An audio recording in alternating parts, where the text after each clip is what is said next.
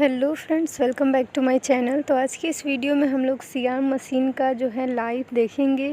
CR machine क्या होता है, उसके कौन कौन से पार्ट्स होते हैं, उसे किस तरीके से हैंडल करना होता है, और इसकी जो रेज हैं, जो हार्मफुल रेज हैं, जिसे कह सकते हैं जो हानिकारक किरणें आती हैं, उससे आप अपना बचाव किस तरीके से कर सकते हैं।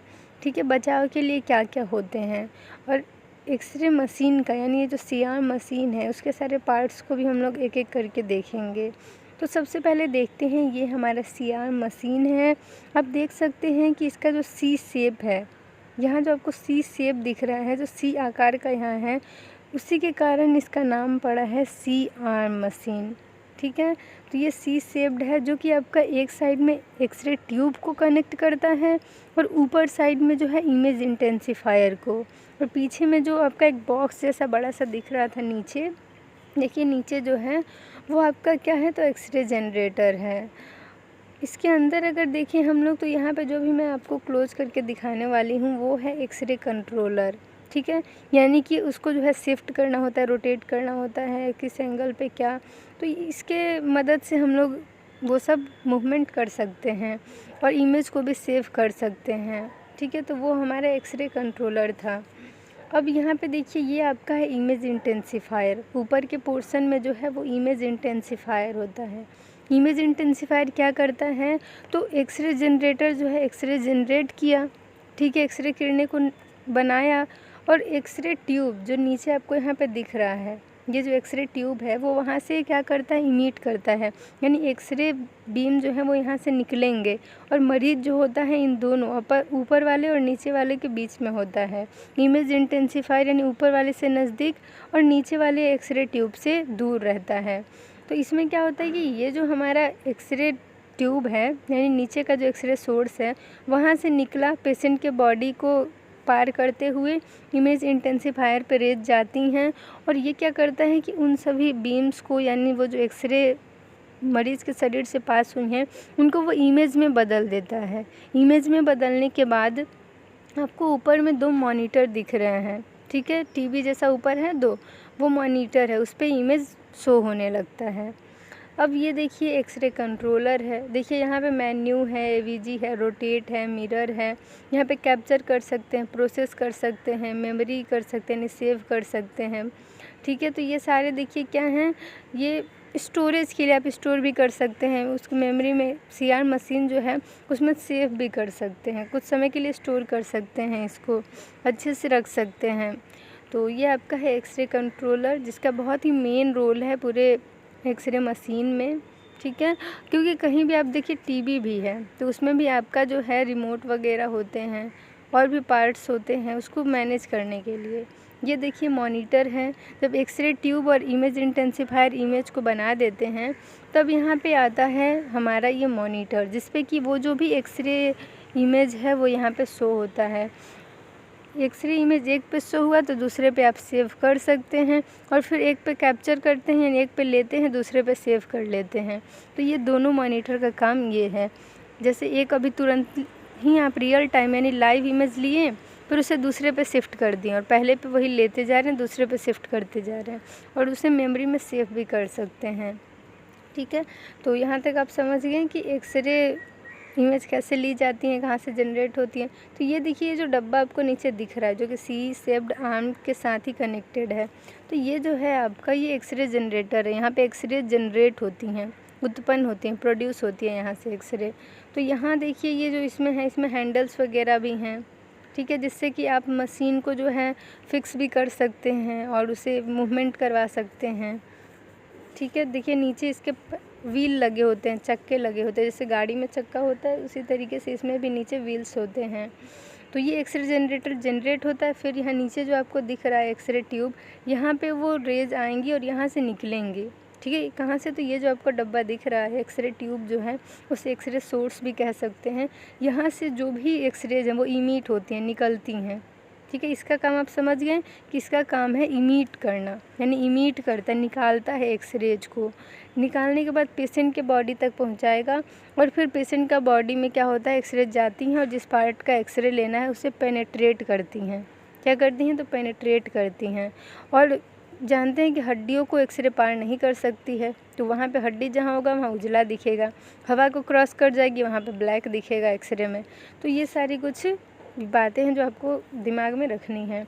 ऊपर आपका है इमेज इंटेंसिफायर, यानी मरीज़ के बॉडी से एक्सरे गई, इमेज इंटेंसिफायर उसे कैप्चर किया, फिर उसे जो है इमेज में कन्वर्ट कर दिया, यानी मरीज़ के शरीर से क्या गई, एक्सरे बीम गई पार करते हुए, और फिर वो इमेज इंटेंसिफायर के पास जाता है और इमेज इंटेंसिफायर क्या करता है, उसे इमेज में इंटेंसिफाई कर देता है। यानी एक अच्छा पिक्चर जो होता है ना कि आप एक्सरे इमेज जो देखते हैं तो एक्सरे इमेज में कन्वर्ट कर देगा और उस इमेज को पीछे मॉनिटर पे शो कर देता है। तो यहाँ तक आप समझ गए। यहाँ पे कुछ हैंडल्स दिए गए हैं। अब ये जो सी शेप्ड आर्म दिख रहा है जो कि नीचे एक्सरे सोर्स और ऊपर इमेज इंटेंसिफायर को कनेक्ट किया हुआ है, वो दोनों जो है आप उनका मूवमेंट भी कर सकते हैं, लेटरली भी इमेज ले सकते हैं और फिर उसको जो है वर्टिकली, हॉरिजॉन्टली, लेटरली कैसे भी आप इमेज उसको मूवमेंट करवा के ले सकते हैं, किसी भी एंगल पे इमेज ले सकते हैं। और ये मॉनिटर का काम आपने समझ लिया। जैसे आप घर में टीवी देखते हैं, मॉनिटर पे जो भी टीवी है, टीवी में आप देखते हैं जो कंप्यूटर होता है उस पर, उसी तरीके से इसका काम है कि जो भी इमेज आपका बनेगा, ठीक है, जो भी एक्सरे इमेज आपका बनता है वो इन मॉनिटर में शो होता है, मॉनिटर पे अच्छे से विजिबल हो जाता है, शो हो जाता है। और उसमें कुछ सेटिंग्स होती हैं सीआर मशीन में, जिसमें उसका जो है केवी वगैरह सेट करना होता है, पावर वगैरह, मतलब और भी कुछ सेट करना रहता है। और ये देखिए, ये जो आपको यहाँ पे एप्रन दिख रहा है, ये जो आपको एप्रन दिख रहा है वो कोई मामूली एप्रन नहीं है कि आप बस डाल लिए नॉर्मली आप चले गए, नहीं, ये लेड एप्रन होता है जो कि आपको वो जो एक्सरेज होती हैं, जो एक्सरे हैं वो हार्मफुल रेज एक तरह का है जो कि हमारे बॉडी को बहुत ही बेकार इफ़ेक्ट करेगी बॉडी पर, ठीक है। तो वो क्या होता है, हार्मफुल रेडिएशन होते हैं, उनसे बचाव के लिए आपको लेड एप्रन होता है, ठीक है। और यहाँ पे देखिए नीचे क्या है, नीचे यहाँ पे कुछ सेटिंग्स दी गई हैं, ऑन कहाँ से करना होता है, ऑफ़ कहाँ से करना होता है, ये सब मैं आप लोग को एक अलग वीडियो में अच्छे से बताऊँगी। इस वीडियो में फ़िलहाल अब बस इतना जानिए कि कौन कौन से पार्ट्स हैं, उनका क्या काम है और इसे किस तरीके से चलाना है, कैसे मूवमेंट कराना है, कैसे इमेज लेना है, वो सब एक नेक्स्ट वीडियो में आपको एक अच्छी वीडियो प्रोवाइड करूँगी। तो यहाँ पे देखिए ऊपर नीचे करने के लिए है, देखिए यहाँ पे साइड में दिखाया है ना कि जो सी शेप आर्म है उसे अप एंड डाउन करने के लिए बनाया हुआ है। और यहाँ पे हैंडल्स देखिए दिए गए हैं, जिस तरीके से आप इसे रोटेट करके दाएं बाएं आगे पीछे कर सकते हैं, ठीक है। तो ये हैंडल्स है जिससे कि ये हर एक पार्ट में यहाँ पे देखिए ऊपर भी है, वहाँ भी, आगे भी, तो यहाँ पे ये सब हैंडल्स हैं जिससे कि आप रोटेट करके और मूवमेंट कर सकते हैं इस मशीन का, ठीक है। उसका जो सी शेप्ड आर्म है उसका भी। तो आप आई होप यहाँ तक समझ गए होंगे ये सारे पार्ट्स के बारे में।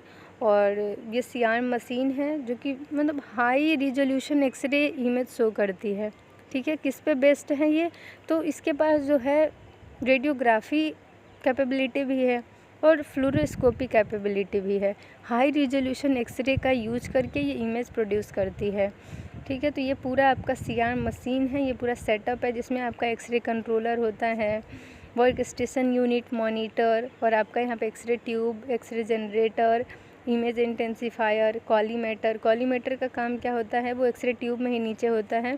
उसका काम होता है कि जो भी एक्सरे बीम है उसका शेप और साइज़ को डिटरमाइन करना, ठीक है। एक होता है ना कि आकार देना, कितना भेजना है कितना नहीं भेजना, तो वो डिटरमाइन करता है कॉलीमेटर। तो ये पूरा सीआर मशीन है।